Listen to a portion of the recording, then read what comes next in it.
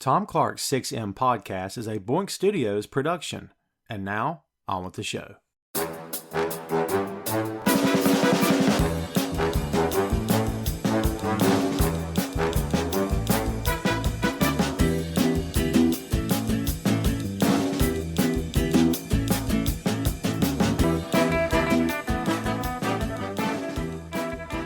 Hey, what is up? Welcome to Tom Clark's 6M podcast. I'm your host, Tom Clark, and in this episode I'm joined by co-host Phil Lindsey. From the world of Hollywood comes one of the most popular superhero origin stories of all time, with an ace pilot whose amazing discovery sends him into the shadowy world of soldiers and gangsters, where he fights to save his best girl from the clutches of evil. We're talking about The Rocketeer. The Rocketeer was directed by Joe Johnston on a story by Danny Bilson and Paul DeMeo. The film was produced by Walt Disney Pictures and was released on June 21st, 1991. The Rocketeer features characters created by comic book writer and artist Dave Stevens and follows the story of Cliff Secord, a daredevil pilot flying stunt shows in 1938 Los Angeles. Cliff's girlfriend is Jenny Blake, a young actress who is working to get her big break in Hollywood. Stevens used the likeness of 1950s pinup model Betty Page for the comic, but the decision was made to tweak the character before filming.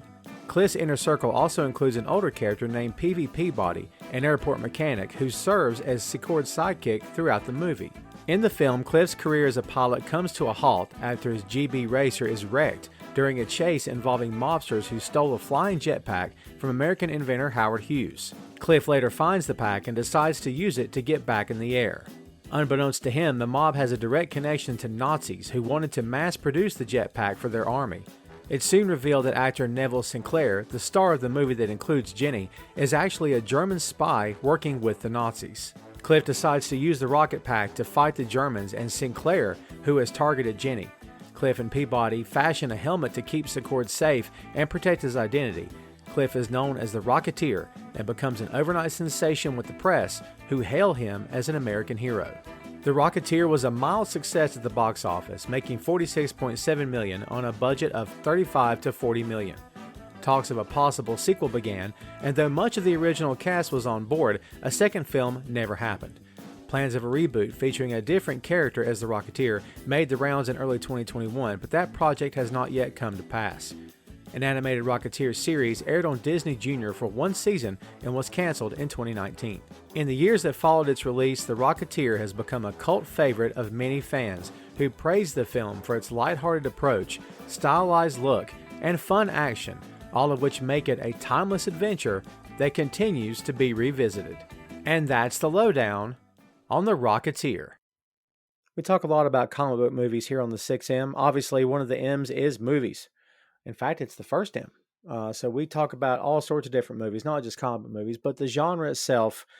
Typically, I and whatever co-hosts I have on at the time, we're usually really into this stuff because I am a geek/nerd by nature. It's who I am. So a lot of the stuff that we talk about, yes, it's comic book related, kids. That's how we roll here. We hope you like it. So in terms of comic book films, we've covered Marvel, we've covered DC, obviously, and hopefully more to come. There's been talks that Valiant is getting something up and running. We'll see how far we get with that. We've already gotten Bloodshot. We've never done a Bloodshot episode. Don't know if I wanna, but hey, it's there if we wanted to. So yeah, there's always possibilities of other companies out there.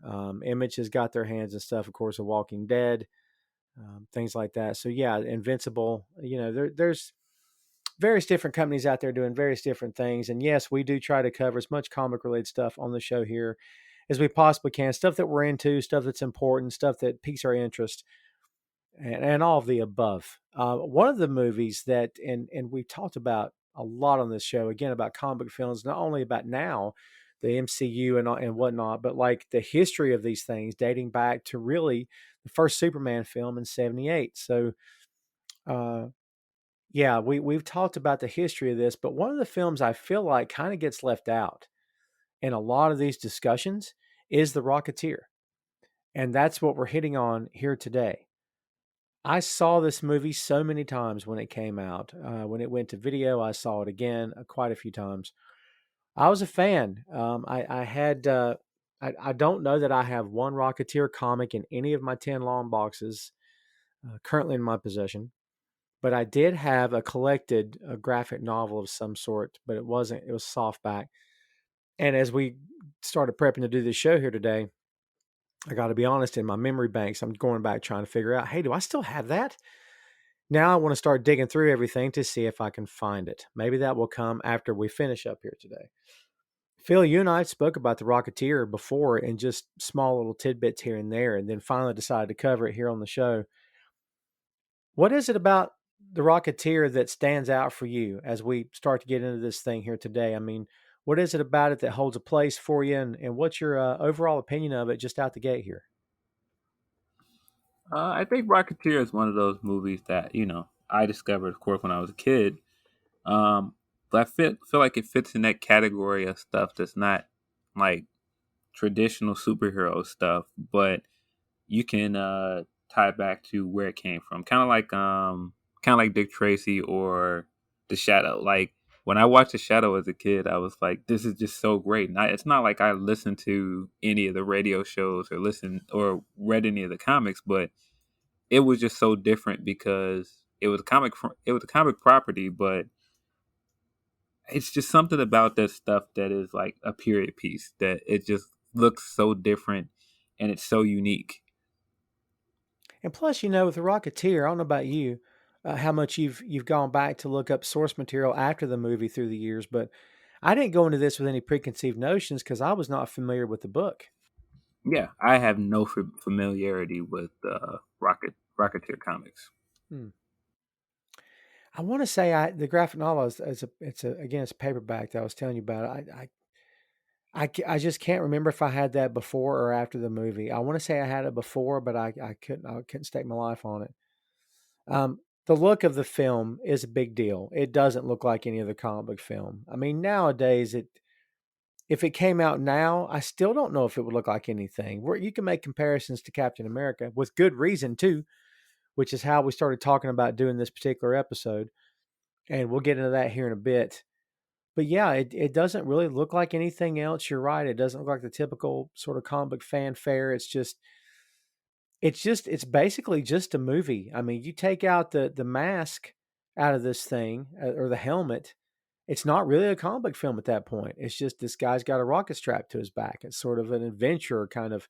It feels more like a swashbuckling, adventure, 1930s radio serial is what it sounds like instead of it being a comic book film. You know what I mean? It kind of has that vibe. Yeah, it definitely has that vibe, and that's why I likened it to The Shadow or Dick Tracy or even the Phantom. Wasn't the Phantom like a serial like that as well? Yes, pulp. Yes, Yes. yeah. Are you a Dick Tracy fan? Are you that familiar with any of the stuff from that or no? I knew some of the newspaper strips, but I never read like any like substantial Dick Tracy comics, or I can't say that I was like a fan of the work, but I am a big fan of that movie. Really, dude, I never got into the movie. I like Warren Beatty quite a bit, but I don't know, dude. I couldn't get into it. I mean, it had everything going for it. It had A-list actors in it, and it had Danny Elfman doing the soundtrack. Of course, Elfman did everything in the early '90s. Seems like, especially after Batman Yeah, hit. man, I just liked how campy it was. I liked that everything was just so colorful. It kind of reminded me of what I enjoyed about Burton's first Batman movie is that it just looked like what I felt like a comic book would look like on a movie screen. Yeah, yeah, no kidding. And at the time, I think they had caught criticism because it was like, well, Dick Tracy, Warren Beatty doesn't really look like Dick Tracy, and their comment back to that was, no one looks like Dick Tracy. Like what? um, yeah, I liked it. I like the. There's so many things that I feel like are dumb about it. But man, you can't if you criticize anything about it, you cannot criticize Al Pacino and prosthetic makeup chewing up scenery. Ah, that's very true. That's very true. So you just mentioned something funny about no matter how dumb it might be. Is there any moment in The Rocketeer where you're like, ooh, this didn't age well? Because, dude, I don't think I had any moment rewatching this film where I felt like it didn't age well. Well, the funny thing that you say about that is, I'm now surprised that you didn't like Dick Tracy because there's so many things in this movie that are similar to Dick Tracy. You really think so? Give me one then. Yes, Give me one. yes.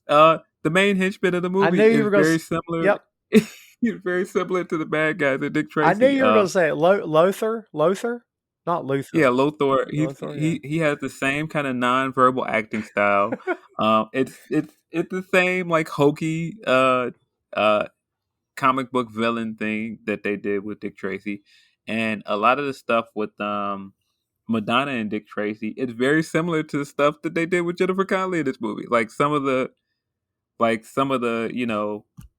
basically Looney Tunes Auga stuff when she's on screen. It's very similar.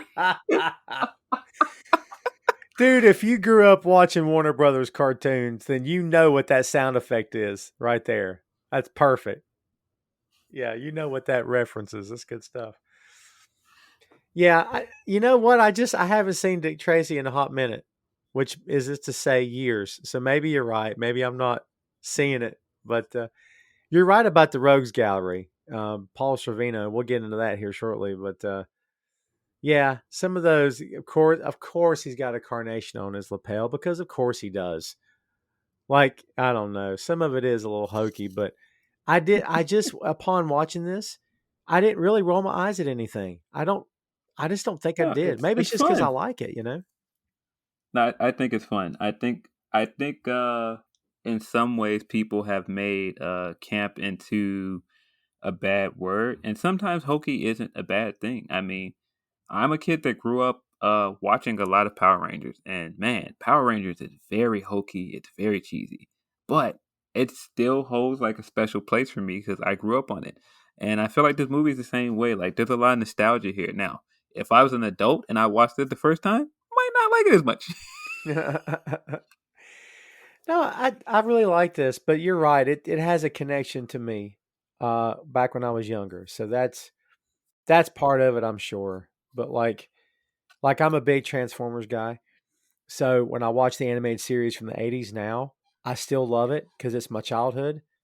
But I can see why kids today would go, "Oh man, this is terrible." Like I can kind of see why they would say it. It's funny because I picked up the DVD set of the bootleg DVD. By the way, if you're going to pick up a DVD set, it may as well be a bootleg of Battle of the Planets, which Oh man, which I used is to love Battle of the Planets, oh and yeah it's one of those things where it's so hard to find it because it's called so many different things when it got brought over. Like, yep it's called Battle of the Planet, and some people call it G Force. G Force and Gotcha Man. Gotcha Man, yeah, I Yeah, think Gotcha Man is what it's called in Japan. yeah. Um, yeah, so it's so hard. Like, even if you tell some people G Force, they don't know Battle of the Planets. But yeah, I used to love Battle of the Planets. Oh, dude, it does not age well. Let me assure you of that. Uh, Well, I mean, it's from if I remember correctly, isn't it from like the 70s? Late 70s, I think, early 80s, I believe. Yeah, it doesn't Yeah, age well. I was a big fan of uh some of those animes that crossed over and we didn't get it until the 90s, like Speed Racer. Yeah, Um and I think Andrew Cicada was 80s too. I don't remember when Andrew Cicada started, but I remember we got it super late and I used to stay up really late at night to watch it. So yeah, I feel like some of this stuff, depending when you discover it, you're like, this is kind of stupid or cheesy. yeah, yeah. Yeah, it's not anything I would, hey, everyone gather around, let's watch this. Because people go, what's wrong with Yeah, you? But I'm like, it stuff's different when it holds a place to you at a younger age. It's so much different. Like yeah, it means something. You're connected to it, whether anybody else is or not. for sure. Like, I mean, I remember where I was when I saw the first Speed Racer for the first time. Like, I remember all the stuff that I used to sit up and watch it, and I would buy into the stupid stuff. Like, um, I mean, Speed's gonna win the race, Of but course. like at the end of every episode, they leave you on that cliffhanger, and you're like, "Oh my god, what's gonna happen though?" And it's like, you know what's gonna happen. He's gonna win the race. Um, I mean, I would buy into all of it, like the him getting into danger, and like the screen spinning, and he have those like little droplets of sweat coming down. Those delayed reactions. Everyone's mouth is Ah, always open. Yeah. Ah. Yeah. Oh, ah. God bless Yeah, him. the Dexter's Laboratory episode where they parody Speed Racer is still a Oh, classic for that so reason. good. We got a dude 6M coming on Dexter's Lab. I so want to do one. I love that cartoon. Yeah, I love Dexter's Lab. Such good stuff. So, At one of the shameful things, not shameful, but one of the things about Rocketeer that's really um, sad is that we only got one. Uh, Supposedly there was a trilogy planned, but when the first one didn't perform at all like they hoped for, they ixnayed the next two, and I'm like, man, that sucks because I think there was a lot more story to tell here. um, it's interesting because this movie does have, while I don't really have any moments that throw me off, because I do feel like it ages pretty well personally. There are certain situations in this movie where I kind of scratch my head because I can't figure out the dynamic between characters. But we'll get there as well. Let's run down this cast, man. We've got the main character, Cliff Secord, is Billy Campbell. And as I told you, I think off mic last week or the week before, whatever it was, I first became, not first, but I was later reacquainted with him on the 4400, the original USA version of the 4400, where he kind of became like a kind of a cult leader, sort of antichrist kind of figure in that show. But the whole time I'm looking at him thinking, that's the Rocketeer. I know this guy because I totally knew him from this movie. Um, he's young in this movie. He's good looking. Got the height. Got movie star good looks. I think he fits completely into the time period. He looks the part. Um, I think he's perfect in this movie, man. Do you think one of the issues that maybe kept this movie from hitting the way they wanted it to was that they didn't get like an A-list actor to play Cliff? I think that could be. I think the fact that I had never heard an actor that played Cliff when the movie came out. But then again, I was very young at that point. Like Mhm. I wasn't looking, oh, this guy's a A-list actor that I've seen in tons of things. That adds credibility to this. Um, That's a but good I do point. think for some viewers that might have stopped them from rushing to the movies to go see it. Um, but I mean, at the time, Jennifer Connelly was like a big up and comer, and we know who Jennifer Connelly, eventually, grew into as a star. Yeah. But I could see that. I could see that. Most of this movie is carried by people that are essentially character actors. Yeah. Yeah, very true. Very true. I like him in this. What do you think about him in this movie? I mean, does it work for you? I think that he's great as a leading man in this movie because, like you said, he's tall, he's a good looking guy. He's got that hair flip for most of Yes. this movie. Um, I mean, he looks like what you would expect like a main character in a comic book to look like. And so I think that he works visually. And I feel like that's a big theme of this movie. Like I feel like visually it hits all the right marks. Now, does once it gets past the visual, is it always perfect? No. Um, I, I I think the funniest thing that I think of every time I look at the Rocketeer movie, now seeing it as an adult and having seen um, Billy Campbell and other things, is like, wait, that's the guy from Enough. It's like there's such a drastically different Ah, role for him, and I'm like, oh no, like I, yeah, just knowing him from that and then going like that's Rocketeer, like almost like ruins your childhood. Like, oh no, what are you doing in this movie? man, how cool of a callback would it be to see him land in the Marvel universe somewhere in the MCU? Yeah, I feel like it's kind of a shame he never had a cameo in the Captain America movies. Oh, good call. Oh, how cool would that have been to actually be Cliff? Oh, same Y- director, Joe Johnson, right? So, Yeah, I feel like having him related to some of the stuff with Falcon or like something like anything like even if it was just like he turned around or some in some scene it was like yeah I know something about flight suits or something oh, that's like good. I don't know just something like that I thought would have been cool. That yeah, because they're so good at putting Easter eggs in these films, man. That would have been a nice touch. You mentioned Jennifer Connelly. She is, of course, Jenny Blake in this movie. And if you know anything about the books, kids, you know um, that actually Jenny Blake was drawn to actually be Betty Page. Dave Stevens, the creator, was a big Betty Page fan, and dude, his the artwork for Jenny is, I mean, it's Betty Page, 100% Betty Page, and Uh, yeah, it's good stuff. yeah, I mean, the same thing that I said with Billy. Uh, I feel like Jennifer Connelly at that time was perfect casting.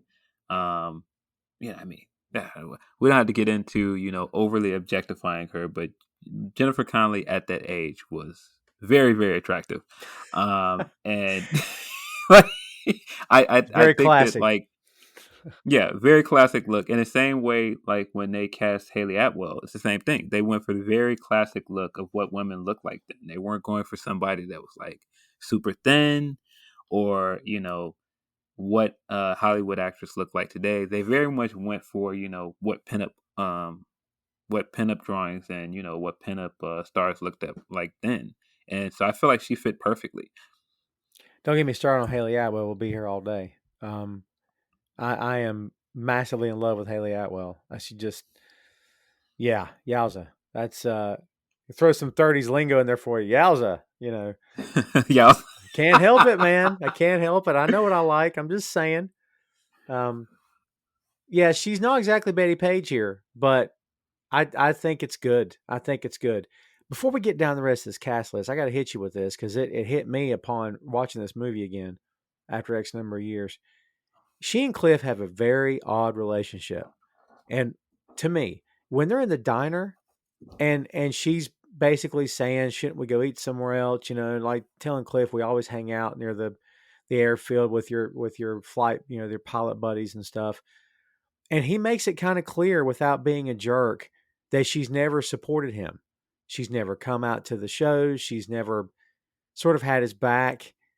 And I kept waiting for the conversation to turn where she's like going to say something effective. Well, you never support me as an actress, but it never happens. So it almost feels one sided like, man, is she like a good girlfriend for this guy? Because, dude, right from the jump, I'm feeling like this is not a good fit for two people. Um, it's interesting because I feel like in a lot of ways she is what you would assume Mary Jane would be like as a person. If you just saw the visual of Mary Jane Watson, you would assume Mm. that's what she's like. She's just like what are you doing with Peter Parker? And like people would assume that's how she treats Peter. And I feel like you get like literally that in this movie. And it's like it's almost jarring. It's like, wait, like you would assume like, and the other part about it is Cliff is the kind of guy you would assume Mary Jane would be with, like because the whole part of their relationship, and I'm jumping into Spider-Man stuff. Yes, yes, yes. I'm a Spider-Man fan. Sorry, but the whole part of their dynamic, them being Mary Jane and Peter, is that in a lot of ways, she's out of his league. But these are two very good-looking people. And I think what you're hitting on in some ways is their relationship is kind of vapid. Yeah. It's on the surface, right? Yeah. And dude, she's really wants to be an actress and she's trying. She is smitten with Neville Sinclair before she ever steps on the set with him. Like she's smitten. And then in my opinion, when he's whining and dining her, the whole thing starts to feel like Bluto just took Popeye's girlfriend and then Popeye's got to go save her because Bluto's kind of a jerk. Like, if I'm Popeye at some point, I'm like, look, you broke up with me, dude. I'm out. Peace. I'm out of here. Like, I don't know. It starts to feel like that. Like Cliff shouldn't care anything more about her after that. Jeez. I'm just saying, not to crap on the happy couple here, because they do end up together in the end. Spoiler alert. Um, we talked about Neville Sinclair. Timothy Dalton. If you needed more proof, is one of the best actors of our time. And I will stick by that. Dude, there's so many moments in this movie that you're like, okay, this is basically, it is a comic book film. He could be as grandstanding and as ridiculous and, like you said, camp There's moments of that, sure. But dude, in the moments when he's trying to charm her, he is fantastic. Smooth, suave. At some point it feels like, oh man, this guy's good. This guy's really good. Like I can't say enough good things about Timothy Dalton in this movie, dude. I think he's great. Man, I mean, when we talked about, the two leads and how they are, visually perfect for their roles, I feel like Timothy Dalton is another one. Like he looks like a Ramita Senior drawing. He just does. Like in this movie, he Yes. does. Like he's got like the perfectly trimmed mustache. He's got like, I mean, he's got like the cheekbones and the cleft and everything. He looks like what you would expect like a comic book villain to be drawn like. like um, and I mean, it's perfect. And I mean, he's just, I mean, like you said, he's chewing scenery here. Um, he is, he's very hammy in a way that you would expect a actor to actually be in that time period, Yeah. and he actually gets it to fit perfectly with what the character is. Um, I feel like in a lot of ways he is possibly the highlight of the main cast. Thumbs up from me for sure. And he's so good that when he abducts her and takes her back to his house and she's accusing him of like kidnapping her and he basically tells her, I'm a pawn in this. I did it against my will. I didn't have a choice. It's them. He's so convincing that in that split second I thought, he might be a good guy after all. Like I've seen the movie, but he almost had me for legit. And I thought, maybe he's not the guy behind it. Then I was like, oh, wait a minute, you moron. Of course he is. He's just so uh, good. Yeah, and I mean, it's been so long since I've seen Rocketeer. I totally forgot that he's the chief. Yes. Yes, absolutely. Doom Patrol, baby. Totally forgot that. Yeah. Um, but yeah, I mean, that of course that's me watching Rocketeer as an older person that watches tons of movies and TV, and so there are people in this movie that I was like, wait, that's this guy, or wait, that's this guy. Like Alan Arkin in this movie, I was like, wait, that's Alan Arkin. Yeah. And this came on the tail end of him playing Bond also, because his last stint as Bond was in 94. So he was still James Bond during this time. Yeah, I think that's the other part that makes him so great and convincing in his role. Because I mean, essentially playing like he's playing like an overconfident actor that in some points looks like he's in over his head until, like you said, we realize the swerve. Like, no, you're not against your will. Like you're behind all of this Right. from the very beginning. He's so good, man. Um, Alan Arkin as Peavy. Alan Arkin is 57 when they made this movie, and you don't know that because he looks 65 to me. Like he just looks retired. Dude, he's 57, which is mind blowing. But it's just, if you've ever appreciated Adam Arkin's work, you would definitely, or excuse me, Alan, I'm talking about his son all of a sudden. If you've ever appreciated Alan Arkin's work, you would definitely appreciate it here because he's exactly what the role calls for. No one else could have played this. I'd have to go back in the head about who's an actor of suitable age in 91. I don't even care. This guy's the one. He's a great PV. He's well spoken. Great actor.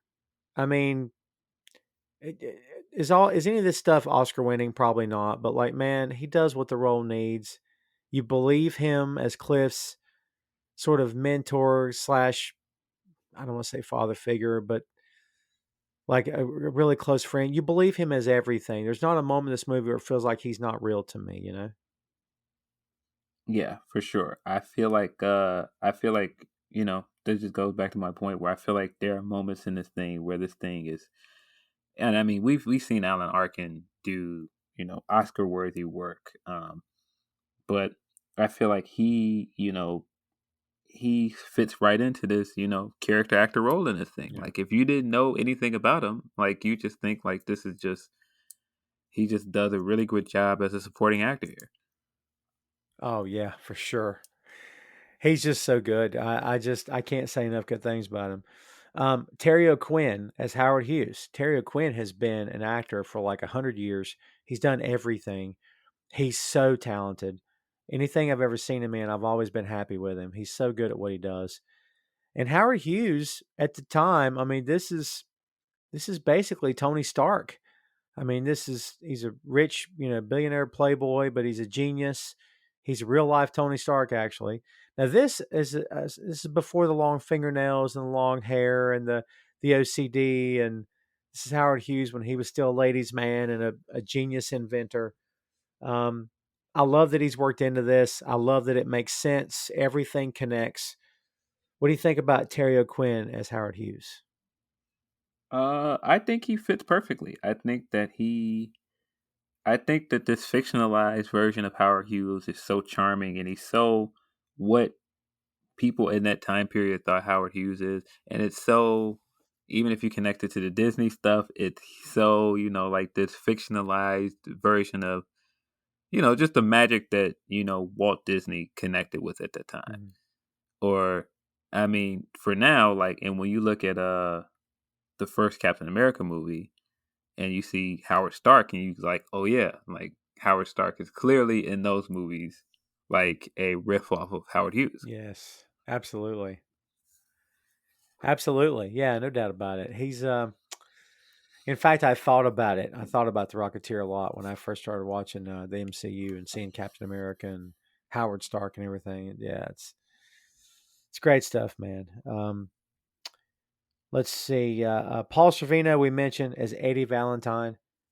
Um, there's a whole other podcast with a whole other commentary with whole other hosts besides a white guy who are pontificating on the merits and the drawbacks uh, of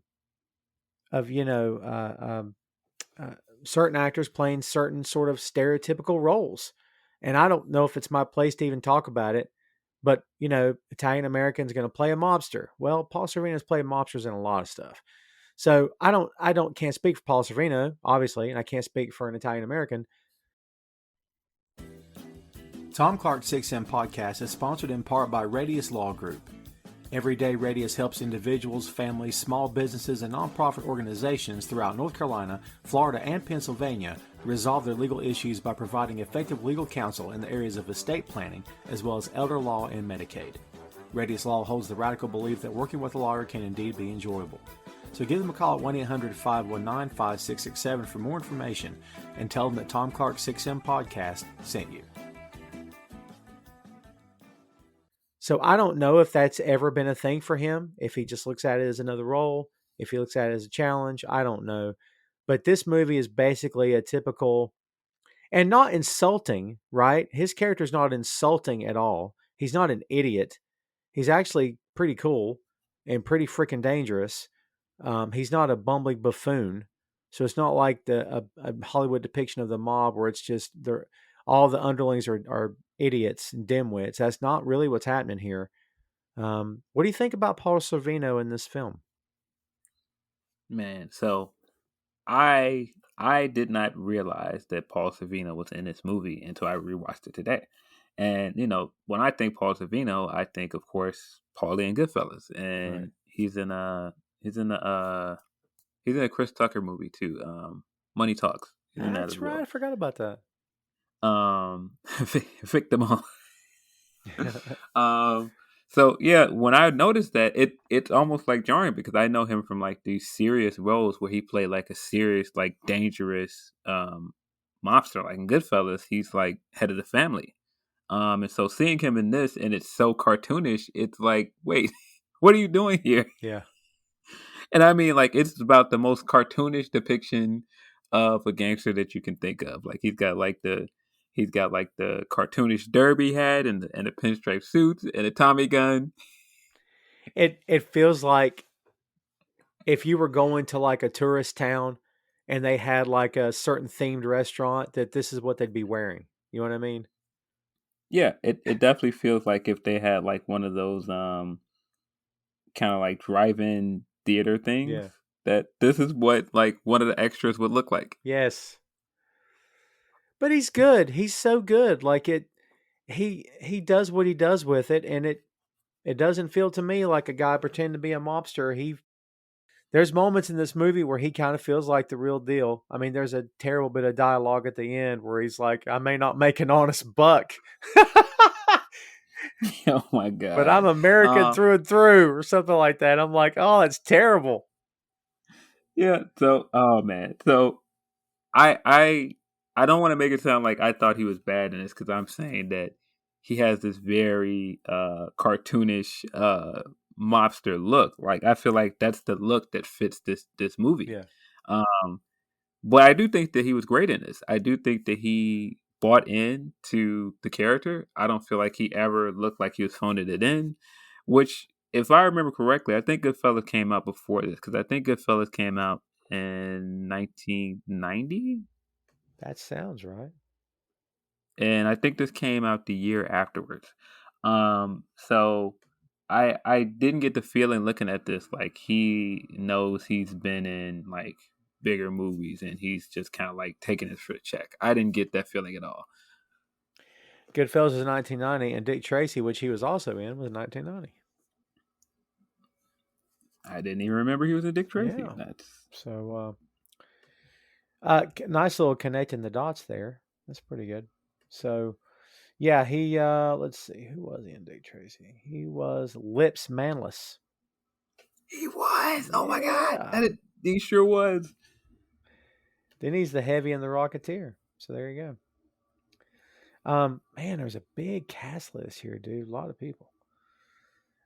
That's basically the primary cast. We've got Ed Lauder as Fitch.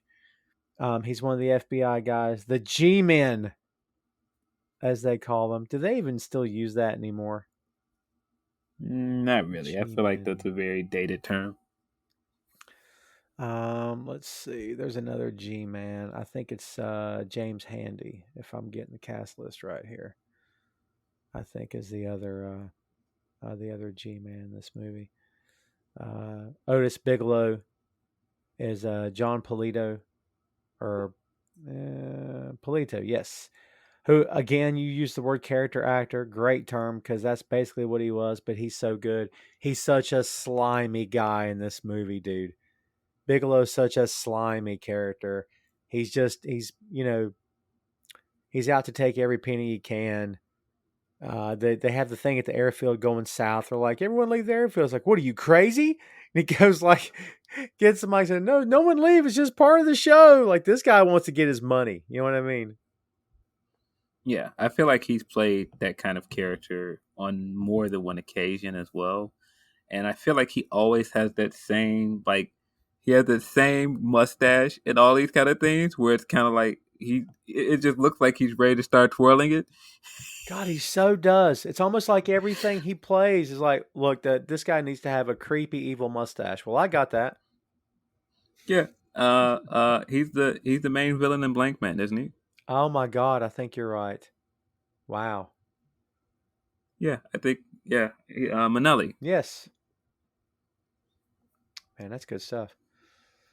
Yeah, William Sanderson's also in this movie, and William Sanderson is he was in Blade Runner. He was actually Larry on Newhart. Hi, I'm Larry. This is my brother Daryl, and this is my other brother Daryl.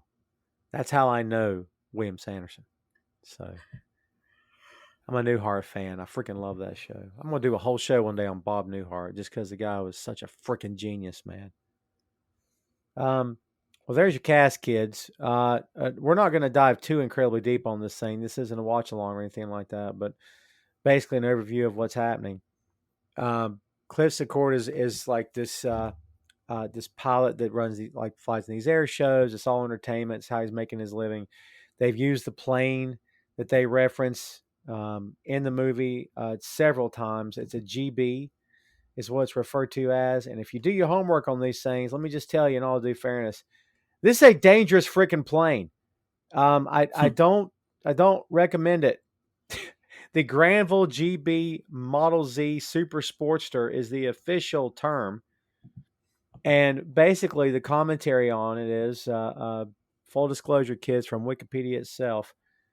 It suffered a fatal crash during a world speed record attempt, starting the reputation of the GB aircraft as killers. The moment that Cliff climbs into this plane, Phil, I said, This thing looks like a death trap. There's no way I'm getting in this plane. He's barely got any room for himself in it. Where's the engine? That's insane. But like it's one of those stunt show planes because like the movie's set in 1938, so it makes sense. It fits. But yeah, dude, this thing looks like it. Just imagine the number of people who did walk away from those air shows in one piece. It just looks like a death trap to me, man. Yeah. Yeah, I don't know too much about the planes, but it just looks so small and all these other things. I'm like, yeah, I think I'm good. Yeah. I'm not a pilot. I don't know anything about that kind of world, but I was just looking at it like, yeah, this doesn't look like a pilot. I mean, a plane he should be getting in. They're putting the canopy over his head. They're having to bolt it on. Like, that right there tells you something. You can't even pull the thing down over yourself or it doesn't retract or whatever. Jeez. But that's how he makes his living, kids. And he's working with Peavy, of course. And I guess you call Peavy the mechanic, knows these planes inside and out. And basically, this rocket pack sort of lands in their lap. And it's like, it's because, all right, so let me get this straight. Sinclair, who we discover later, is the heavy of the film. He's a Nazi, as it turns out. Spoiler alert. He's a Nazi. But are you to understand that he hired the mob to retrieve this pack, or they were already working with them, or how's this go? Because I'm trying to figure it out. Yeah, I couldn't figure out that part of the story as well. Like I at the beginning, like I felt like I missed something. Yeah, me too. Because I mean, the way he discovers the rocket and everything, it doesn't really make a lot of sense. I was like, wait, did I miss a scene or something? Well, now according to this, Valentine's gang steal a rocket pack from Howard Hughes. During their escape, getaway driver hides the rocket pack in an airfield. And we know all this. But then, like, how does Sinclair factor in? Like, were they just going to auction off to the highest bidder? Yeah, I don't know, dude. I don't know if they ever made that clear. Yeah, it wasn't very clear. Yeah, and I mean, just the fact that you got this crash in the middle of it, yeah, it isn't very clear. Here's something else that's not clear. I'm going to jump way, way ahead.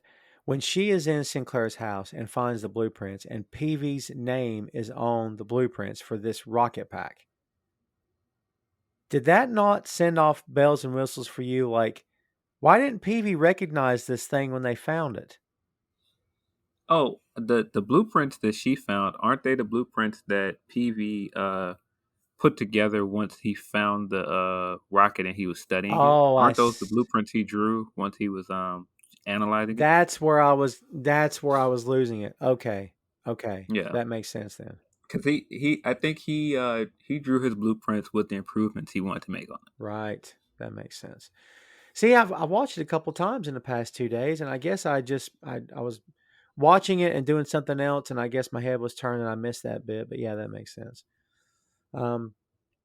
So it's a real thing. It doesn't look like this, but it's been around since the 70s, and I don't know what they call it, but it's a big contraption you strap to your back, and it's got controls, a left and a right, and it does work. It just goes over very short distances. You can only go so high, but the thing's been around for years. I think Mythbusters even tried to do their own version of it. But yeah, it works. It's just that what you're seeing in this movie, and during the Spider-Man 2 episode, we talked about this too, Phil.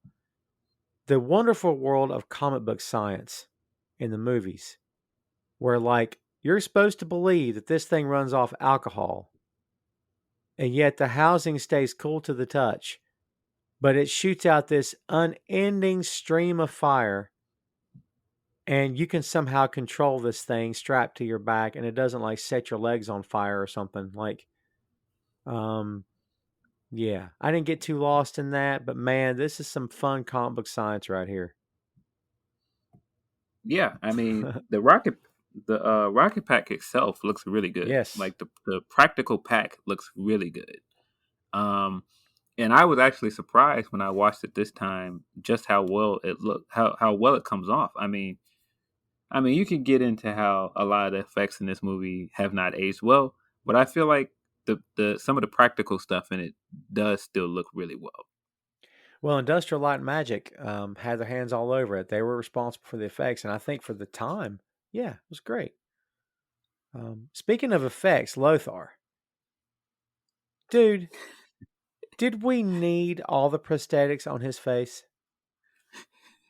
That's why I was like, it just reminds me a lot of Dick Tracy because he just got the big prosthetics on his face. He's got like the very big overacted scenes. Like it's like I hate to say it, but there are parts of this movie that makes it look like a made for TV movie. Oh And man. I feel like he's a part of it. Like he he just reminds me of one of the monsters from like one of those TV shows like Power Rangers or uh one of those other like Sentai shows, like Beetleborgs or something, just thrown in the middle of the show. Oh, if you'd never said made for TV, I wouldn't have thought it, and now it's all I can think of. Tiny Ron Taylor. He was an ex-basketball player / actor. He was in Ace Ventura: Pet Detective, Star Trek: Deep Space Nine, Star Trek: Voyager. Um, yeah, I mean I mean, obviously for his size, he got work. Um, he was Al in Police Squad and The Naked Gun. If you're a fan of those franchises, kids, you know what I'm talking about. Because Al, you can never see his face, but Leslie Nielsen's character would be standing there. Frank Drebin would be standing there, and he goes, "Oh, Al, you've got something on the corner of your mouth." And so you'd see the arm reach up, and then Frank would go, Yeah. he'd say, "No, the other corner," and then a piece of banana would fall down, as if, as if the guy's face is just monstrous. Oh, he's such a big dude. It makes me wonder, was he like a really good looking guy or something? And that's why they had to put all this crap on him? Prosthetics, man. We gotta use our prosthetic budget for something. I guess, yeah. Hey, we got the budget. If it's in the budget, use it. That's a great answer. Hey, we got the budget. Let's just use it.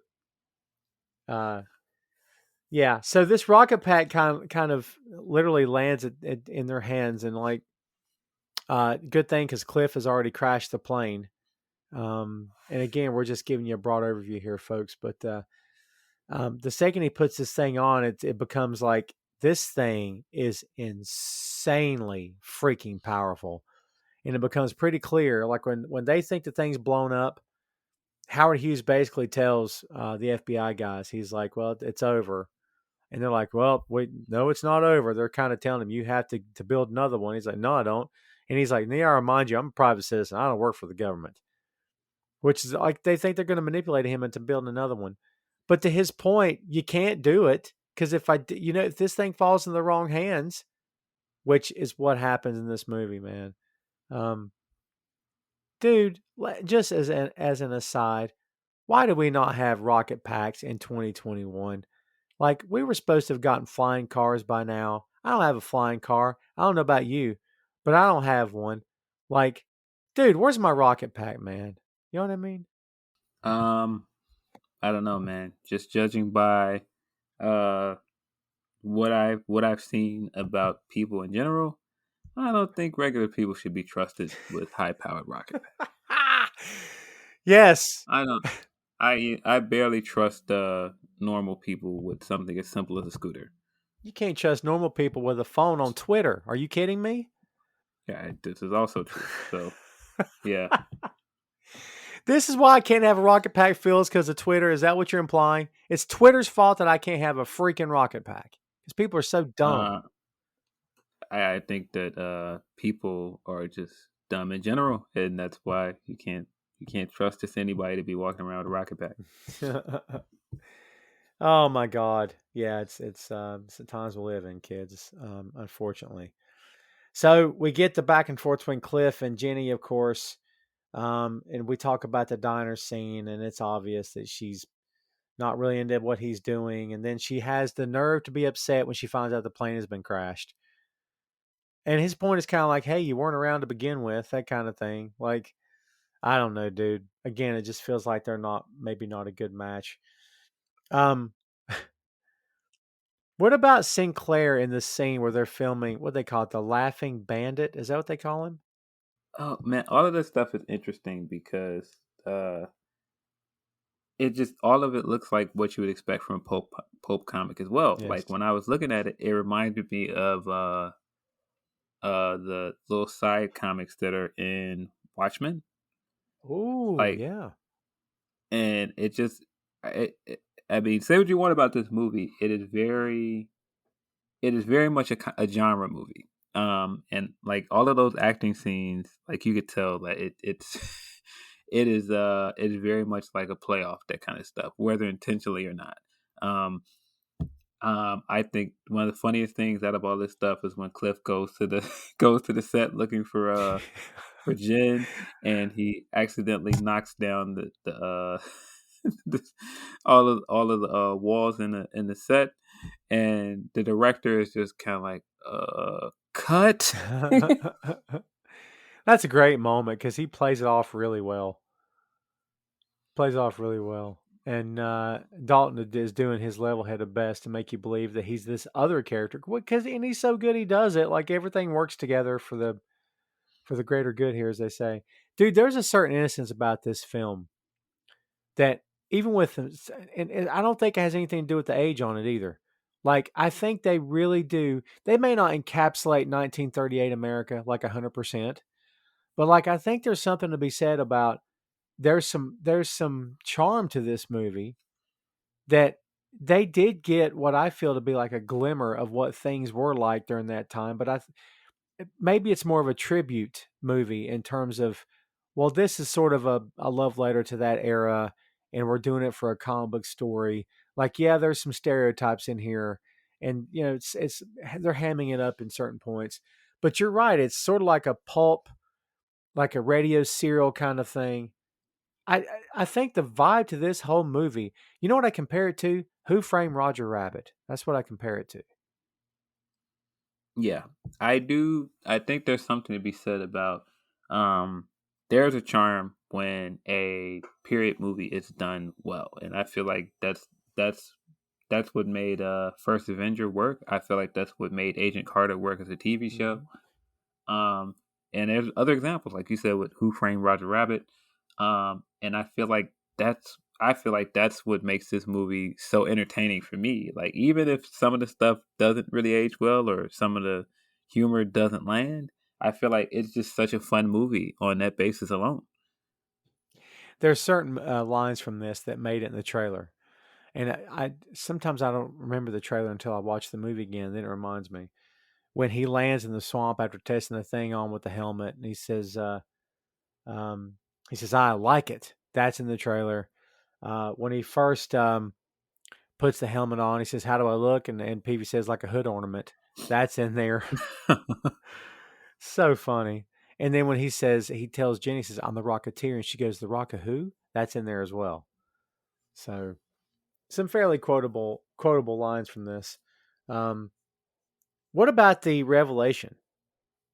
Did we get it clear that all right? Sinclair is a Nazi. Is Sinclair German, or he's just a Nazi? Because like he starts speaking German in quite a bit of this. It almost feel like they were trying to say that he was a traitor, like he was a Yeah, spy. that's right. Yeah. You're right. They did use that verbiage more than one time. It's just when he started speaking German, I started wondering, were they trying to say that he's German, but he was British? Like, what's going on? Yeah, it seemed like they were trying to say that he was a spy, like he was brought in to infiltrate. Like, I don't know. Like, Nazis are such good villains in movies and TV. They really are. Not to make light of anything, not trying to do that. But, like, it's kind of like ninjas, where, like, everyone hates.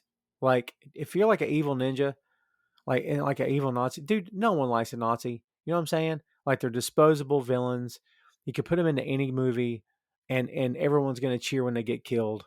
Cause screw those guys. Like But Sinclair is like, yeah, he's a master puppeteer, man. I don't honestly, upon watching this movie again, I kind of forgotten that he was a Nazi to begin with. Like it's just been so long since I saw this film. Is that too much of a go-to twist in period pieces, or do you think it fits this here? I feel like for that time period, I feel like you kind of had to do the dun dun dun. He's a Nazi. Um, like I feel like it just fit with the rest of the movie. Like I feel like at that time period, like there's some way to tie it back to Nazis because there was so much of a panic around Nazis at that time. It would almost be like doing something during the Cold War period and not having a Russian bad guy because it just that was the thing. That was always the thing for that time period. Yeah. Um, like even I laughed during the episode of WandaVision where they kind of made a joke about it, and it's like yeah, because that was the thing during that time period. You're right. If this were an 80s film, there would be Russians, not Nazis. Yeah. Yeah. What do you think overall about this story? I mean, I'll always like to throw that question to you in terms of, okay, I'll give you this one first before you answer the story question. What about the master villain's evil plan? I mean, is it good? Is it faulty? Should he have never have trusted the mob to begin with? Where did he go wrong? Does it make sense on paper? What do you think about Sinclair's master plan here? I mean, his plan doesn't make a lot of sense because it's almost like why did you need the mob when you're backed by Nazis? Like especially Right. at that point where they have their reveal and Eddie does like his face turn and like you see all of the troops come out to back up Sinclair. So it's like why did you need muscle? Is it that Eddie no one would suspect Eddie because he was already doing dirt and you could kind of use them and it wouldn't stick out like as like having like actual Nazi troopers running around. And dude, they're in full uniform with weapons. How'd they get here? It's so funny how they come out. They all just come running out of nowhere. Yeah. Like they were all hiding behind trees. They just walk. Yeah. They come running in and stand behind them. How'd they get here, Phil? Like, even I in don't know. 38, how'd Like they get here under the cover of darkness on a ship? How? that part of the movie, and that's why I said it almost feels like a TV movie, and it might be just that parts of the movie feel very intimate. Yeah. It almost feels like a stage play. Like Yeah. when all of the Nazis come running in, it almost feels like they come running in from behind a curtain somewhere, and like the big zeppelin comes up, and it just comes up from behind all the other buildings. Like where has this zeppelin is behind all this time? Like where does zeppelin come from? Right. Right. When you said behind the curtain, I just pictured the guy off camera going, cue the Nazis, cue the Nazis. And they come running out. Go go go go go Yeah. go. Oh, to further expand on my question, Phil, not only how'd they get here in full uniform and weapons, if they could just show up, why didn't they just invade the States? Like, And that's what I mean. It's like if your plan was invasion, like it's such a convoluted plan. Like, why did you need to go through these lengths? Like, I don't know. It doesn't make a lot of sense. yeah. Yeah. Why? You're right. Why even involve the mob? Because it's 38, by God, in America. We had to put the mob in it. I mean, the whole thing does begin to feel like a love letter to that time period. It doesn't feel like, and you know what? To be honest, if you really think about it, oh, the alarm's going off. Let me try that again. The whole thing does kind of feel like a love letter to the time period, which is kind of what I was saying before. But like, it's almost like, look, don't take this stuff serious. It wasn't meant to be serious. We're just having fun. This is lighthearted. And at the time, who would have thunk that, hey, having Italian mobsters in this dress this way, you know, 30, 40 years from now may not be the best look. At the time, it's just what you do. Like, it's not excusing anything here, kids, but I don't know. We tend to talk this stuff to death because it's what we do. But dude, again, there's such innocence to this film, man. I think it works. But you're right. I think that the master plan was a bit odd and not going to work. Have a product or a service that you want to get out into the world? Always wanted to try your hand at podcasting but don't know where to start? We've got you covered. Pod for Hire is a podcast production company that offers turnkey services to fit your needs. We produce your show from start to finish, allowing you the valuable time you require to focus on your established clients as well as prospective clients. We pride ourselves on delivering a top-notch product that will set your business apart from the rest and give your company the exposure it deserves. For more information, give us a call at 1-828-800-9880 or email us at info@podforhire.com. Pod for Hire. We take the work out of podcasting. What about the overall story? Cliff finds his pack, somehow doesn't get killed flying with it.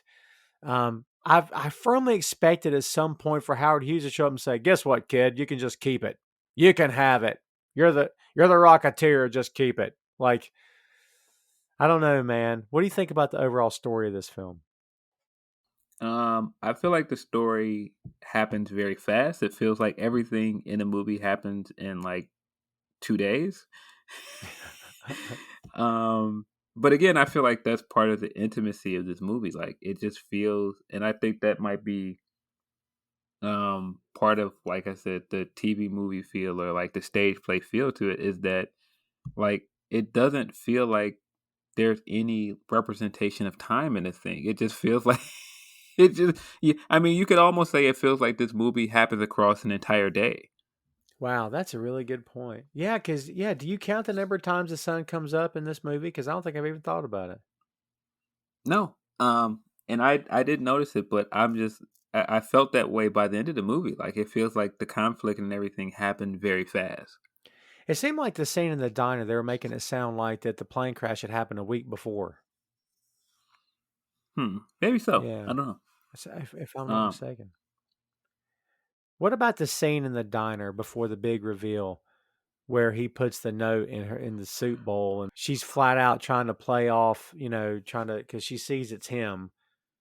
And I don't know, man. Again, in that moment, there was moments when he really wanted to kiss her and she pulled back. And I kept thinking, not for nothing, you do have a boyfriend. Can you stop letting the Hollywood actors sex you up here? Like, she finally pulled back, but at that point I was ready to throw in the towel and say, dude, she is beyond help. If she's just going to let this guy sweep her off her feet, then he can just have her at that time, Man, but this is why I feel like it just has this feel to it that is very tongue-in-cheek. And I have to believe that it was intentional, but because I mean, even the way he woos her is very, I don't know, man. Like, it's very smooth, but it's very much. It almost feels like it's a parody of what we've seen in like other things, where somebody took someone to this date at like the Copacabana or something like that.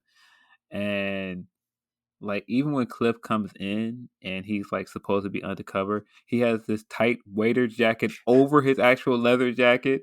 And he like has his button, and like you could almost see like the buttons are clinging on for dear life. Yes. And he's like serving his soup and serving it clumsily, like he's not even trying to protect his cover. It's hilarious. Well, I mean, let's just call it all. Just do fairness here. That dress is working on Conley. It's working, and I don't care how it sounds. I mean, again, this is why I'm like, you can tell that the Marvel people looked at all this stuff, because when I was watching these scenes, it reminds me of the first episode of Agent Carter. Yeah.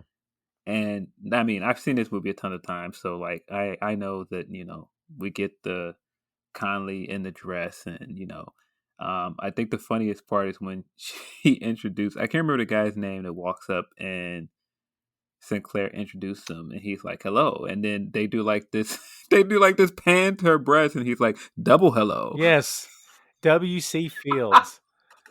W.C. Fields, if you've ever watched a Warner Brothers cartoon in your life, then you know who W.C. Fields is, because Yes. this was the actual guy, not the actual guy. This was how he acted. This was his voice. Whoever did this bit was really good.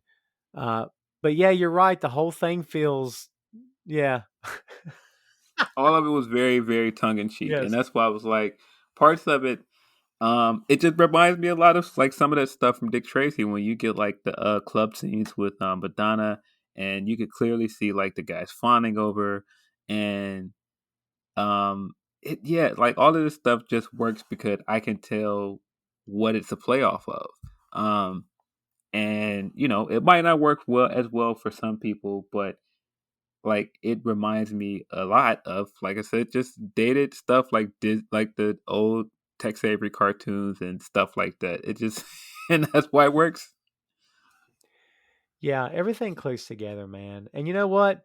We've spent this whole episode and didn't even talk about Danny Bilson and Paul DeMeo, who were like the guys behind this film. They wrote the screenplay, wrote the story. And, without Bilson and DeMeo, we don't get the Flash in the 90s. We don't get John Wesley Shipp as the Flash. I mean, they had their hands on some comic book stuff, man. These two guys as a pair worked really well together. So, I mean, there's something to be said about what they brought to the table here. And I'm fairly certain the Flash was after 91. It could be 90, actually. Let's see. The Flash was 91. Yeah, same year. Yeah, there you go. Yeah, dude, they were, as creators, they were red hot for a long time, man. Get their names attached to something. That's good stuff. Yeah, and I mean, once you mention that, again, like you can see the influences on the other. Like you can see the influences from this to the Flash show. Yeah. Oh yeah, for sure. Yeah, the influence are definitely, yeah, because the Flash, that's a whole other podcast as well. I really loved that show. The whole look of that show was like retro Art Deco kind of thing, like what they did with Batman the Animated Series, where like it was set in the present, but a lot of the stuff was, the architecture was different and the cars were a little different, and it's like, yeah, it's now, but it's not now. Like it's a different like retro feel to the city. Yeah. Yeah, I could see that. But I mean, all that stuff, like watching this and just thinking how much fun I used to have watching the 60s Batman show. Oh yeah. And like, man, I'm sure there are people that like that doesn't age well, but man, that stuff was just so fun to watch as a kid. And of course, I'm not old enough to say I watched it in the 60s. I watched it in the 90s because that's when I discovered it. But it used to be just so much fun to laugh at just how dated it was. And it just, and I feel like this movie is the same way. It aged in that same way for me. It was the 80s for me when I was growing up, and I watched it. I watched it every time it was on TV. And I even had comics, and I knew it wasn't Batman, but I thought it was, but I knew it wasn't because I got the comic in my hand. I'm like, this doesn't look like Batman. Like he sort of looks like him, but I don't think that's him. But I still love the show. Right. And I mean, I think my first introduction to Batman was the Burton movie. Um, and so, but I would still watch the 60s show every time I saw it on. Because when I was a kid, we didn't have cable. Right. So it was like, the 60s Batman show used to come on a local channel. And if it wasn't much else to watch in the afternoon, I would just sit and watch that. Right. It was just kind of like, Andy Griffin and some of those older television shows that were on. I used to watch all of that stuff just because it came on local television. I've seen every episode of Andy Griffith. My mom was a massive fan. She still is. Andy Griffith will never get his just desserts as a comedic genius. Maybe he has.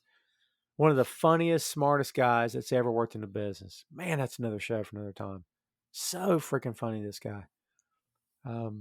Yeah, but I feel like when you say that there was a certain charm to these movies, like I feel like all of that stuff, those TV shows from that era, I feel like it's that same kind of charm and the same like likability. Like, yeah, it's not what we expect from movies now, where it has this complex story and it has like this everything has like this gravitas to it, or everything has to be grim and gritty. Like, I feel like this is just the movie. It's just like a fun time at the movies. Yeah. Like I can imagine at that time seeing it, and it's just kind of like going and seeing older Disney movies. Yeah, good call. And man, this movie you can pick up or put down whenever you want to. You can put it on whenever you want to. You don't have to be in a certain kind of mood to watch it. You can just watch it. Yeah. Yeah. Yeah. Like you said, popcorn movie. That's what it is exactly. Um, well, I mean, we basically know if you've seen the film, you know how all this stuff's going to play out here, folks. But yes, the Nazis are pushed back on their heels. Yes, Sinclair loses big time, and it's funny how Cliff's whole thing about putting the gum on the back of the plane, on the fin of the plane, like for good luck, and Peavy had to put it on the tank to keep the leak from happening. Well, yep, the gum fixed it, folks. I don't know what to tell you. It's comic book science at its best. The gun fixed it until it didn't. Yes. Uh, yeah. That's aggressive. You don't hear every day. The gum fixed it till it didn't. Until it just didn't anymore, and the fuel was leaking out. Yeah, the scene when Sinclair jumps out of the plane and the rocket backfires looked so bad looking at it now because he's just like in the middle of this big fireball. He's just like screaming into the screen. He's engulfed in flames. It's horrific, but funny at the same time. It's so bad. It looks so bad, but it's just so funny at the same time. Yeah. But instead, he's just like and or whatever he's doing, and I'm like, yeah, that happened several times in this movie where it just looks so fake. Like Jin hit somebody with an object or a vase twice in this movie, and it just looks like there's no way that possibly hurt this person. Right. There's no way. Like when she hit Sinclair with the vase to escape in the room, which even before that, like the most cartoonish way to kidnap a woman, not like he just grabbed her and threw her over his shoulders and ran off. He comes with chloroform. Yes. It's so cartoonish. She's in that room, and he and Luthor come in, and it doesn't show what he's doing. It just it just fades to black, and she's screaming. It's just so on the nose, campy, man. But it just works for what this is. Yeah, it fits. I'm rewatching it again. It's when she wakes up in his house. And she's not falling for anything. I think this is her best moment of the whole movie, is when she's no longer falling for it. And she's so good. Yeah, I think this stuff with Jen is some of her most redeeming character stuff. When she figures him out and he keeps trying to lay lines on her from other movies he's been in, and she keeps catching them because she's such a fan of his acting. Yeah. And she's like, nope, that's from this movie. Nope, that's from this movie. And he's still just trying to lay it on thick, and she's not buying any of it. Then like she still even when she calls him in a room to help her with the dress, and he comes in and of course I'll help you, and it's such a it's such a dated ruse. Like it's like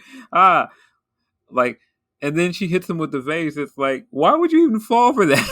Yeah, no kidding. And are we going to talk about the fact that this grown man had women's dresses hanging in the closet to begin with? Yeah, I feel like but I feel like that's one of those dated tropes from that time where you have like this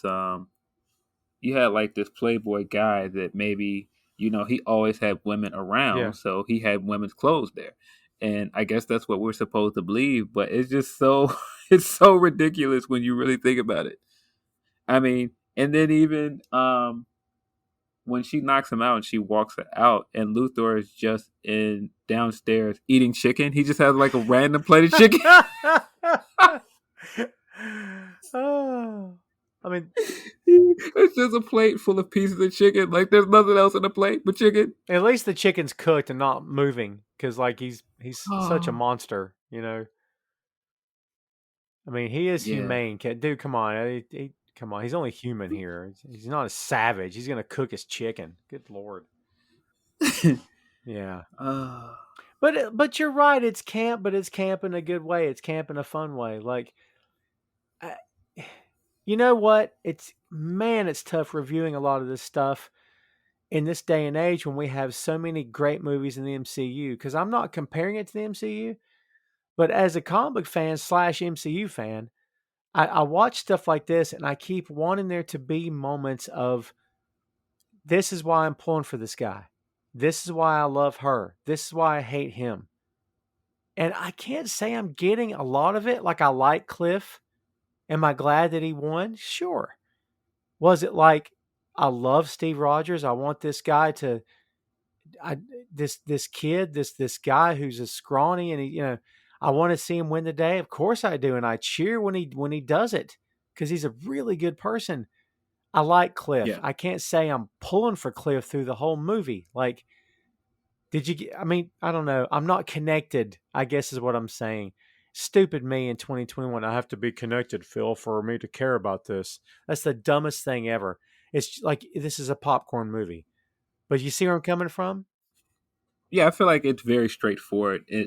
In a sense that when you watch the episode of those old Batman TV shows, like um it was very straightforward. We didn't get any of this tormented stuff with Batman. We didn't get any backstory. We just knew that Bruce Wayne was Batman. He would go and he put the suit on, he saved the day, and that was the end of the episode. We didn't get any of this other stuff that go so we can go back and go, oh well, Bruce had this great character arc in this episode, and that that's what drew me in. No, it's just very straightforward. And I feel like that's what we saw here.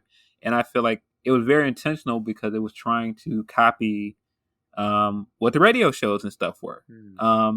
Like you weren't getting like this soap opera aspect to it. It was just straightforward. Like this is the protagonist, this is the antagonist, this is the damsel in distress, and this is it. This is the conflict. Yeah, it's instead of they tell you instead of showing you. You know what I mean? Like, it's, well, here's what you're looking at, instead of they just let you experience it and then you realize what you're looking at. Yeah, and I feel like that was very much not just the radio shows, but when you used to read like those comic strips, like we mentioned Dick Tracy earlier, like the Dick Tracy stuff that used to be in a newspaper, like it was just that. It was just like the comic strip. Like you got like a few minutes of it and that was it. Like you didn't get time to develop all of these characters. And I feel like this, if you're looking at it through the lens of what we've seen today, and it's like, well, Cliff doesn't really develop past like a cookie cutter protagonist. He's good looking. He's he's the main good guy. He's kind of dopey, but like I feel like that was for that time what they did. Like we didn't need all of that at that time. Like I feel like they did that with most of the heroes. We have this need, or at least I do here, to add layers to characters that they just don't have layers. Yeah, and I mean, before we jumped on and recorded this, that's why I was saying, the audience is smarter now. Right. And like the audience wants to ask all of these questions about the protagonist that used to didn't be a thing. When you used to watch an episode of Leave It to Beaver, for example, like everything was very cookie cutter and it was straightforward. Like it didn't need like, okay, this is what the bee's friend is going through in his household. Like his parents are getting along, they're getting divorced or something. Like, no, we didn't get any of that. It was just very straightforward. Like that's the bee's friend. Right. Yeah. So as dude, like we said before, that there was a plan of a trilogy here, but I think this thing made like 48 million on a budget of 35 million. So it barely made any money. It was considered a flop. But, to its benefit, it's gotten somewhat of a cult like status over the years. Like, there's a fan following for this film. And For sure. there was an animated series that hit, what was it, Disney Junior or something, I think? Or was it Disney Plus that it hit? I don't know. I've never seen an animated show. I haven't either, but I think the pack falls into the hands of a kid. Oh, that does sound familiar now. I don't think I may have seen it. I might have forgot about it, but that does sound familiar now that you say that. Yeah, I've never checked it out, but yeah, I'd be interested to see what what it would be like. And then also, there was talk of a TV series actually bringing Campbell into an actual TV series. It hasn't happened. There's talk now of doing, I think, a new movie. But they've been talking about that for a few years now. So I don't know where it stands now, but all right, so let's fantasy produce this thing. If this had turned out to be successful and spawned a second and third film. I mean, it's obvious we're not going to get very, very deep here with these characters. There's not a lot of characterization happening at all. Everything's pretty much on the surface and, of its time. But like, where do you go in part 2 and 3? I mean, I don't know, like who's the next logical villain if it's not Nazis and is Howard Hughes back? I mean, do you see all the cast, like is Howard Hughes back in part 2? I would say in part 2 Peavy's built the second rocket pack. It works much better than the first one. But then there would be a push for someone to steal it because there's always going to be bad guys out there. How do you think a second, third film could have worked for this franchise?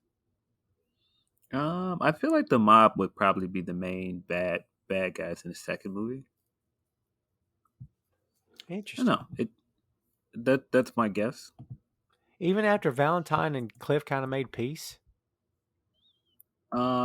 Yeah, because I feel like you get this idea that because the mob is basically like a side character. They're like a red herring in this movie. Yeah. And I think going into the second movie, like you get an idea of why the mob was so dangerous in the first place and why Sinclair would go to them. Yeah, I wonder if the Nazis would just give up. Like They give up trying to steal it. Like, oh, we've been foiled this time. We'll never go back and try and steal it again. we even sent 20 of our best soldiers over there, and they still, in full uniform with guns under the cover of darkness on a boat, we sent them. Even though America should be have its guard up because it's the war, and they should know better. But we got them in the country because reasons. So 20 of our best men killed. Hey, not for nothing, man, but Valentine mows those guys down with the feds. Like, Man, legit. I feel like that's such an American like campy thing to do, to have like this mobster with like a Tommy gun just mowing down a bunch of Nazis. Like it just I mean, and I mean it fits it almost seems like a stupid face term in the sense that I'm a bad guy, but I'm still an American through and through. But that was absolutely how mobsters felt. Like Right. they were part of the country, but it wasn't like they saw themselves as immigrants like they're seen today.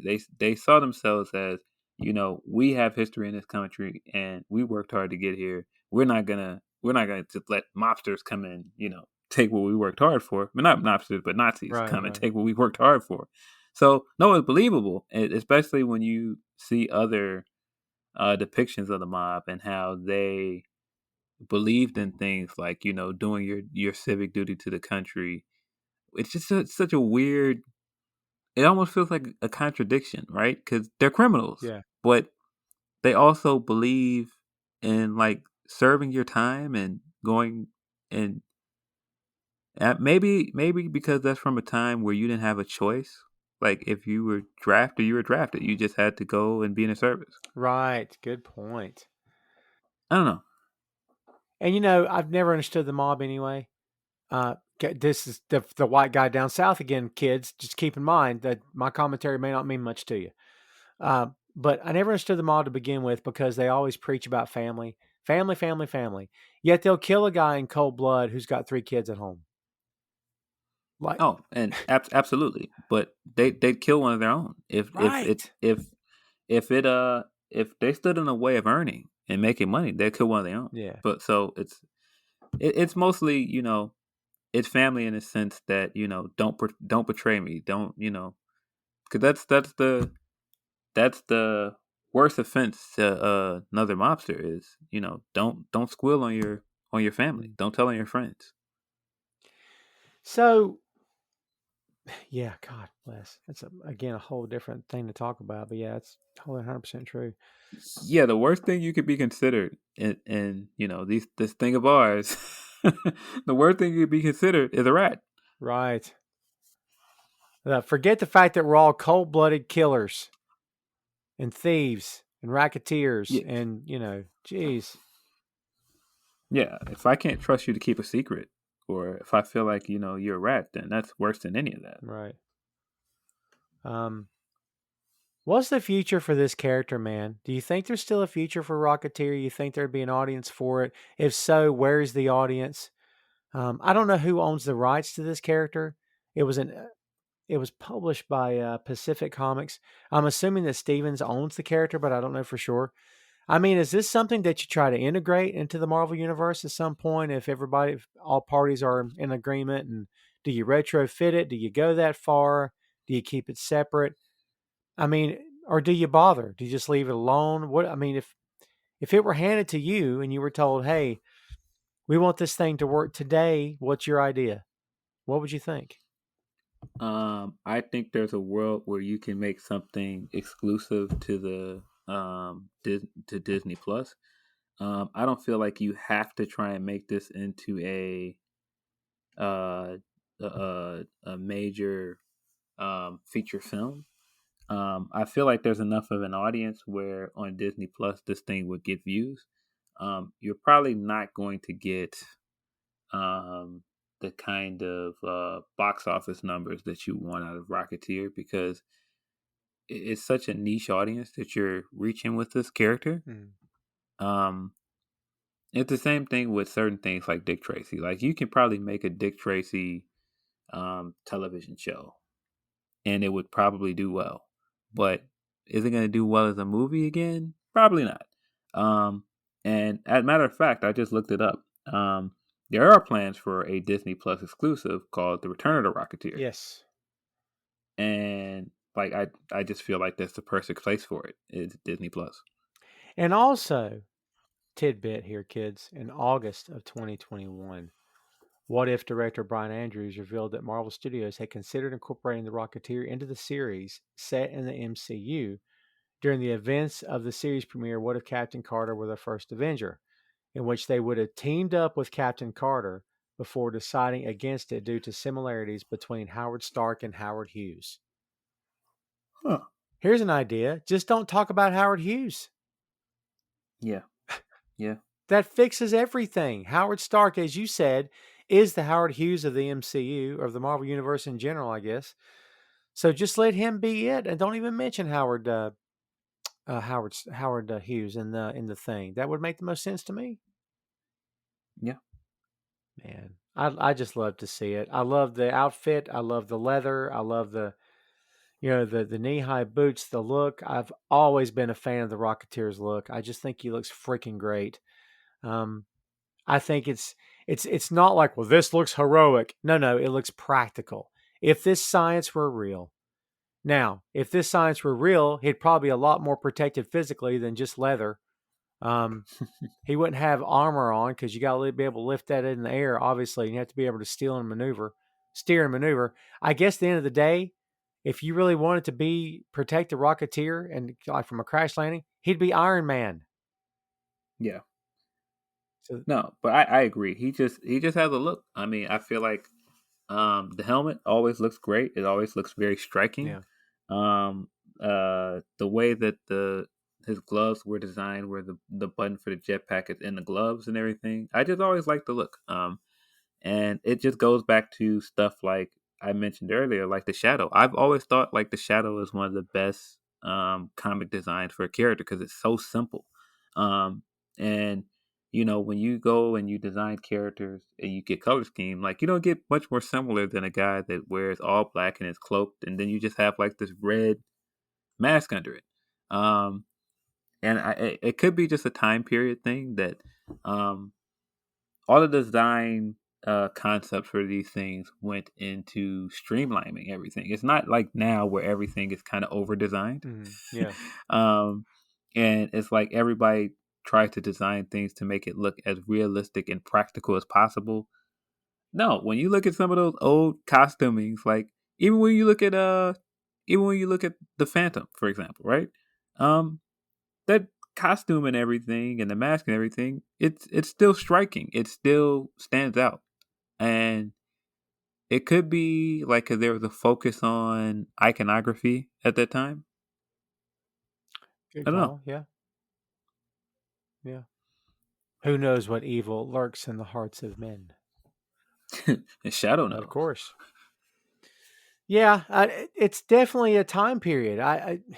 God, man, can you imagine a universe on a streaming series where you can incorporate all these characters together like they all, oh, dude, talk about a shared universe.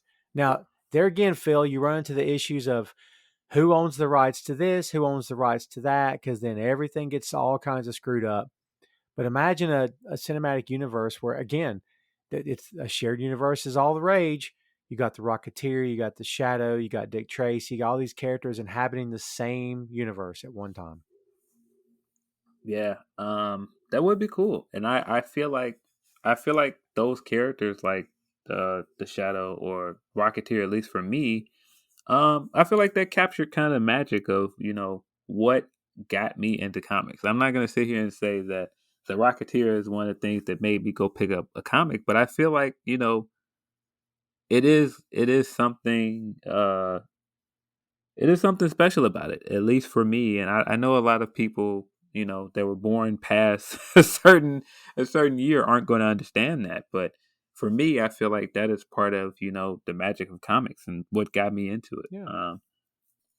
Yeah, it does have a charm. It does have a connection. I mean, it's we often say about pro wrestling, this stuff is supposed to be fun. Why am I not having fun? I mean, it's comic books. It's supposed to be fun. It's not all supposed to be, you know, let's all shoot each other in the face in the comic book movie. I don't what? No, it's comic book. Stop. So yeah, I really enjoyed watching this again. And I had fun watching it. So I hope the character continues, man. I want to see them do something with it in the future. They've been talking about this series for a while now. So I don't know when the thing's going to actually get off the ground or if it has already. I don't know, but I'm anxious to see what they do with it, man. I definitely think there's a world in which this thing gets new life breathed into it. How do you think it'd be received at this point? I mean, you think it all has to do with the story? I mean, everyone's radar is so up for comic book related stuff. So maybe the best chance you'll ever have is right now. You think so? Oh, for sure. I think there's definitely an audience for it now. I just think, they've got to strike while the iron's hot and they have to put it in the right place. I don't think shooting for like this, big budget um, film release is the way, but I do think they think that there is money in like a television show or, just like a direct to streaming platform type of movie. Yeah, I agree. I think there's opportunities here to be had. And I think like you said, the audience is there for it. I agree. I think it's 100% the right time. So let's take this thing home. If we can wrap it up here, Phil, and give me your last word on the Rocketeer. Man, when I think Rocketeer, I think in the same lane as things like Indiana Jones and, some of those older things that we watched as kids that, got us to, enjoy certain things like this. Like it is definitely it is a relic of its time, but I don't feel like it's dated enough that I didn't enjoy watching it. So funny how we spent the entire show and never once mentioned Indiana Jones till the very end. Um, that's a whole different conversation. But yeah, I get that. Um, where Indiana Jones succeeded, you could credit the story, you can credit Harrison Ford, you can credit the budget, you can credit the marketing, the production, again the story, the direction, the acting. You can credit a lot of things.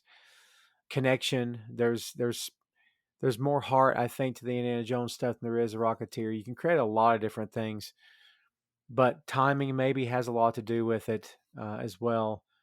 A lot of these things, timing means everything, folks. So in a different world, there was 3 movies, and there was reboots after that, and there was streaming services, and there was a successful line of comic books, not just a few here and there, and yeah, who knows what could have been. We can only just maybe look forward to the future to maybe what will possibly be somewhere down the line. I hope so, because as I said before, I want to see this character come back, and it's just it's just a fun universe to revisit. So hopefully we get to do that at some point in the very near future.